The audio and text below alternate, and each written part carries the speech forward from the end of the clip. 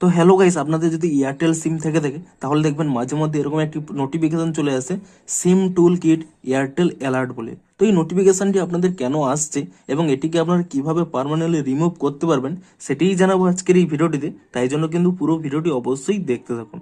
তো তার আগে ভিডিওটি অবশ্যই একটি লাইক করে দিন এবং এই চ্যানেলে যদি আজই নতুন এসে থাকেন এখন চ্যানেলটিকে সাবস্ক্রাইব করে রাখুন এরকম নতুন নতুন ভিডিও দেখার জন্য। তো প্রথমে বলি আপনাদের এই নোটিফিকেশনটি কেন আসছে। দেখুন দেখুন আপনাদের যদি এয়ারটেল সিম থেকে থাকে তাহলে কিন্তু আপনাদের মোবাইলে অটোমেটিক্যালি কিন্তু একটি অ্যাপ আপনাদের ইনস্টল হয়ে গেছে, তার নাম হলো সিম টুল কিট।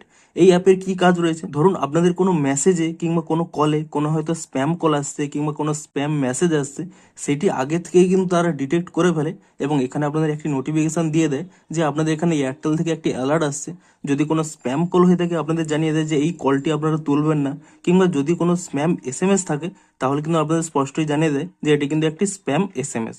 তো এই স্প্যাম কল এবং স্প্যাম এসএমএস এটি কিন্তু ডিটেক্ট করার জন্যই আপনাদের কিন্তু এখানে একটি অ্যালার্ট দিয়ে দেয় এবং তার মাধ্যমে আপনারা কিন্তু জানতে পারবেন যে এটি কিন্তু স্প্যাম কল, আপনাদের না তুললেও হবে, এবং এটি কিন্তু স্প্যাম এসএমএস, আপনাদের কোনো রিপ্লাই দেওয়ারও দরকার নেই।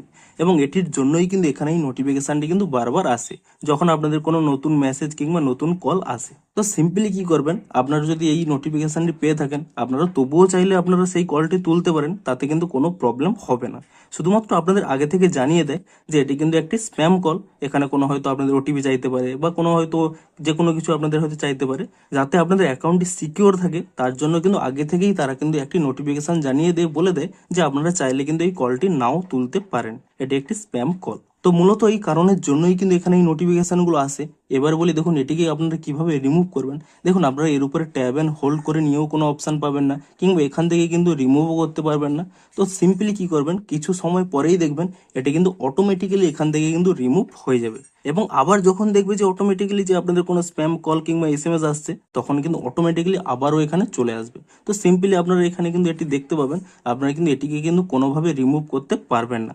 যদি আপনারা এয়ারটেল সিম ইউজ না করেন সেই ক্ষেত্রে কিন্তু আপনাদের এই নোটিফিকেশনটি কিন্তু রিমুভ হয়ে যাবে। তো এটি মূলত কোনো প্রবলেম নয়, এই কারণের জন্যই কিন্তু এই নোটিফিকেশনটি এসে থাকে এবং আপনারা কিন্তু এভাবেই কিন্তু তা চেক করে নিতে পারবেন। এবং এটি কিন্তু পার্মানেন্টলি এখান থেকে রিমুভ করা যাবে না, অটোমেটিক্যালি দেখবেন কিছু সময় পরে এখান থেকে রিমুভ হয়ে যাবে। তো ভিডিওটি যদি একটু হেল্পফুল বলে মনে হয় অবশ্যই একটি লাইক করে দিন। দেখা হচ্ছে আরো কোনো ইন্টারেস্টিং ভিডিওর সাথে।